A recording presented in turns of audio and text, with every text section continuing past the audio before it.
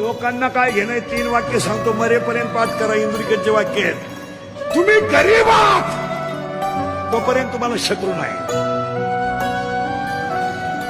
तुम्ही गरीब आहात तुम्हाला शत्रू नाही. तुम्ही दारू पिऊन पडा शत्रू नाही.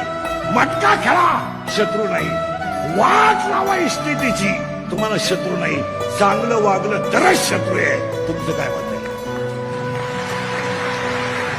तुम्ही माल काढा खचाखच दारू घ्या शत्रू नाही. जुगार माल घालून मोटरसायकल घ्या शत्रू उठले. अख्खी जमीन विका शत्रू नाही. गुंटा घ्या